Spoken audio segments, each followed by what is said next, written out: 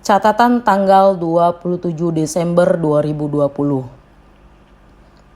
Pada episode pertama, kita sudah membahas bagaimana mengenali profil keuangan kita, cara melepaskan diri dari hutang, dan sedikit membahas tentang manajemen keuangan yang dipakai oleh tokoh sukses di Indonesia dan bagaimana menerapkannya dalam kehidupan sehari-hari. Tentunya saat ini kamu sudah tidak sabar untuk mendalami lebih jauh cara kita mengelola keuangan yang benar. Tapi buat kamu yang belum mendengarkan atau belum melihat episode pertama, maka kamu boleh klik link yang saya lampirkan di deskripsi supaya kamu tidak ketinggalan materi pertama dan bisa nyambung kepada episode kedua ini. Oke. Episode kedua ini akan saya buka dengan sebuah firman Allah yang mengatakan bahwa sesungguhnya Allah tidak akan mengubah nasib satu kaum hingga mereka mengubahnya sendiri. Nah, firman ini seolah menjadi satu kata kunci bagi manusia bahwa perubahan bukan terjadi serta-merta, tetapi harus berasal dari keinginan manusia untuk memperbaiki diri, memperbaiki nasibnya. Ini sebagai peringatan bagi kita bahwa kita punya kewajiban nih untuk terus berusaha merubah nasib kita. Berkaitan dengan episode kita kali ini, mengacu pada firman tersebut, saya asumsikan kita selama ini belum pernah mencatat keuangan secara benar, sehingga kita masih terjebak dalam keputusan salah saat mengelola keuangan kita. Atau kita sudah melakukannya, tapi masih belum disiplin dan konsisten menerapkannya dalam kehidupan kita. Nah, dalam upaya kita merubah nasib yang dimulai dari keinginan diri sendiri itulah, di episode kedua ini saya akan fokus untuk menjelaskan hal yang lebih teknis dalam mengelola keuangan, yaitu dengan cara mencatat sedetail mungkin uang yang kamu dapatkan dan uang yang kamu belanjakan setiap hari. Selanjutnya, menganalisa secara serius bagaimana keputusan-keputusan keuangan yang kamu ambil itu apakah sudah tepat atau belum, lalu mengambil sikap yang tepat untuk mengatasi semua kesalahan yang kamu lakukan dalam mengelola keuangan. Nah, 3 hal ini sangat penting untuk dilaksanakan dan tidak ada tawar-menawar. Jika kamu benar-benar serius ingin uangmu dikelola dengan baik. Mengapa ini begitu penting? Karena ketika kita mencatat secara detail arus keuangan kita, berapa uang yang masuk setiap hari dan berapa uang yang keluar setiap hari, kita akan tahu di pos-pos mana kebocoran pengeluaran kita berasal. Dan dari pos-pos mana kita bisa mengeksplor untuk menambah penghasilan. Sehingga kita bisa mengambil sikap keuangan yang tepat. Supaya disiplin kita tentang pembagian persentase keuangan yang sudah kita pelajari di episode pertama dapat kita terapkan dengan benar. Saya harap kamu tidak melewatkan untuk menerapkan apa yang kamu pelajari di episode ini dengan sebatas menjadikannya wawasan semata. Ini adalah episode yang meminta kamu untuk action sesaat setelah kamu menyaksikannya. Saat bulan pertama, kedua, dan ketiga kamu mempraktekkan ilmu ini, kamu akan menjadi pribadi yang lebih bertanggung jawab dan sangat berbeda dari kamu yang sebelumnya. Apakah semangat resolusi tahun 2021 kamu masih membara? Oke, kita langsung pada topik inti, yaitu langkah pertama, catat semua pos keuanganmu, yaitu pos pendapatan dan pos pengeluaran. Pos pendapatan yaitu dari mana pendapatanmu berasal. Mungkin dari gaji, insentif bulanan, kemudian bonus, penghasilan tambahan, bisnis, atau return yang kamu dapatkan dari investasi kamu, atau mungkin dari THR, sewa dari aset-aset yang kamu miliki, atau apapun yang jadi sumber pendapatanmu. Catat semuanya persis pada saat kamu menerima uang itu di tanganmu, dan sebelum kamu memasukkannya ke dalam kantongmu. Berikutnya pos pengeluaran, yaitu kemana uangmu pergi.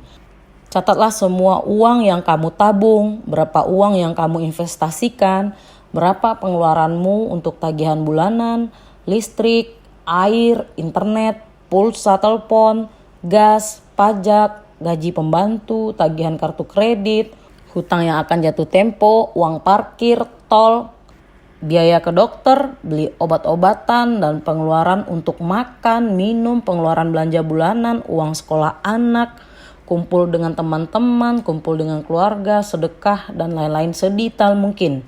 Kamu catat dan pastikan kamu mencatatnya sesaat sebelum kamu mengeluarkan uang tersebut dari kantongmu.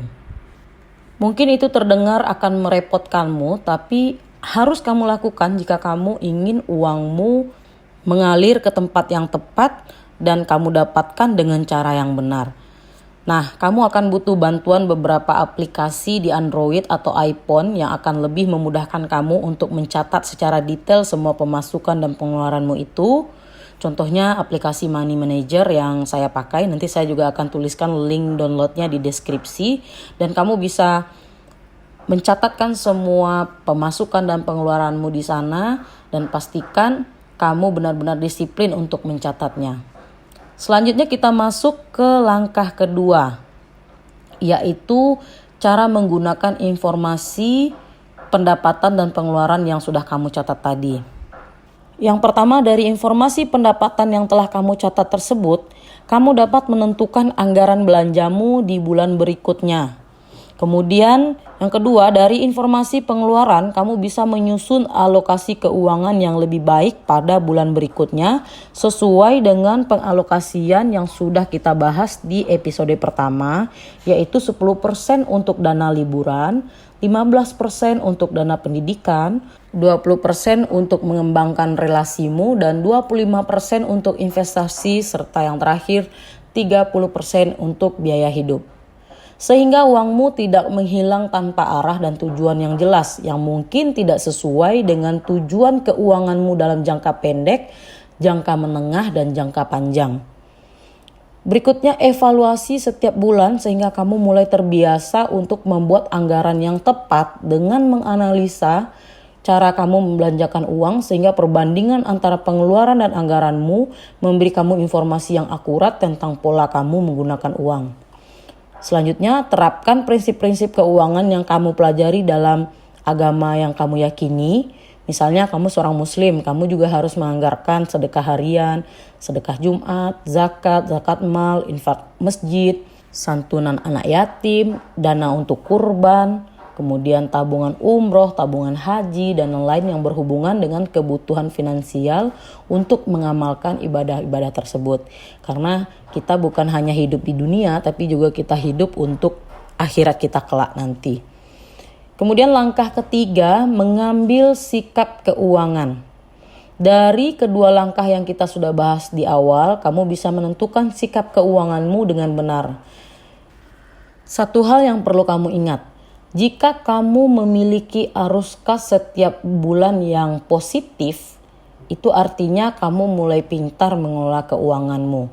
Maksudnya adalah jika pendapatanmu dikurangi dengan pengeluaranmu, maka terdapat sisa arus kas yang positif atau jumlahnya lebih dari 0, berarti kamu mulai pintar mengelola keuanganmu. Namun jika kamu memiliki sisa arus kas yang cenderung negatif angkanya, ini adalah peringatan dini bahwa kamu harus mulai menghemat atau mencari tambahan penghasilan. Mungkin kamu bukan tipe orang yang bisa berhemat, maka kamu harus siap untuk bekerja lebih keras lagi untuk membiayai kehidupanmu. Sebaliknya, jika kamu tidak sanggup lagi untuk bekerja lebih keras, maka kamu harus mau menunda kesenanganmu demi disiplin keuanganmu dan pemenuhan kebutuhan-kebutuhan harianmu. Kamu bebas memilih, kamu tipe yang mana? Tipe yang mau hemat, atau kamu tipe yang mau bekerja lebih keras, atau malah kamu tipe yang mau berhemat dan mau bekerja lebih keras. Nah, itu mungkin lebih cepat untuk kamu bebas secara finansial. Baik, sesederhana hubungan sebab akibat. Seperti kata-kata bijak mengatakan, keputusan-keputusan yang kamu ambil akan menentukan nasibmu.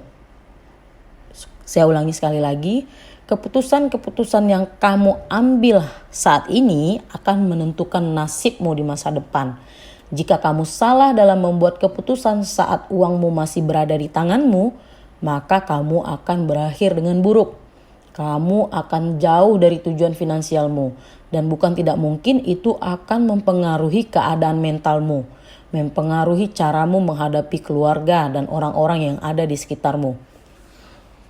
Kamu tentu sering mendengar ada pasangan suami istri yang bertengkar karena sang suami tidak memberi nafkah yang cukup. Atau kita juga sering dengar berita-berita tentang seorang suami melakukan kekerasan dalam rumah tangga karena himpitan ekonomi. Seorang ibu yang tidak tahu harus bagaimana membiayai kebutuhan hari-harian anaknya, kemudian dia memutuskan untuk meminum racun dan bahkan meracuni putra-putri yang sangat dicintainya. Kemudian juga kita sering mendengar bahwa ada bermacam kasus kriminal, mulai dari pencurian, perampokan, bahkan orang-orang yang ekonominya sudah mapan pun dapat terlibat kasus seperti korupsi. Baru-baru ini kita dengarkan berita yang sangat memprihatinkan bahwa seorang yang sudah selevel menteri bahkan mampu untuk melakukan korupsi, dana, bantuan sosial, dan lain sebagainya. Yang saya juga tidak tahu ya apakah itu benar atau tidak, karena itu nanti butuh pembuktian hukum lagi lebih lanjut. Namun kisah-kisah serupa sering kita dengar di masa-masa sebelumnya. Terus mengapa hal demikian selalu terjadi? Apakah benar-benar karena mereka kekurangan penghasilan? Atau justru karena tidak mampu untuk mengelola keuangan yang ada? Tidak mampu menganalisa kondisi keuangan secara menyeluruh dan akhirnya memilih jalan-jalan pintas yang akan merugikan diri sendiri dan orang banyak. Banyak faktor yang menyebabkan seorang bisa bertindak salah dalam membuat keputusan keuangan. Setidaknya dengan memahami cara mengelola keuangan yang kita bahas pada episode kedua ini, ada satu faktor yang kita bisa coba minimalisir resiko negatifnya. Lalu apa sih yang membedakan dua orang yang berpenghasilan sama tapi memiliki pertumbuhan kekayaan yang berbeda? Tentunya itu berasal dari cara mereka mengelola keuangan. Input sih boleh sama, tapi outputnya bisa beda. Ini sangat dipengaruhi oleh pengetahuan tentang uang. Baik teman-teman, mungkin segitu dulu yang kita bahas pada episode kedua ini. Jangan lupa untuk selalu ikuti perkembangan dari channel ini, karena di episode berikutnya saya akan berusaha membahas sesuatu yang relevan dengan episode-episode sebelumnya yang tentunya akan memberikan kamu pengetahuan ataupun wawasan yang lebih mumpuni lagi dalam pengelolaan keuangan kamu. Oke teman-teman semuanya, terima kasih atas perhatiannya. Supaya saya lebih semangat lagi untuk membuat episode berikutnya, silahkan teman-teman share video-video di episode 1, 2, kemudian saksikan video di episode ketiga. Dan jangan lupa untuk subscribe ya channel ini. Assalamualaikum warahmatullahi wabarakatuh.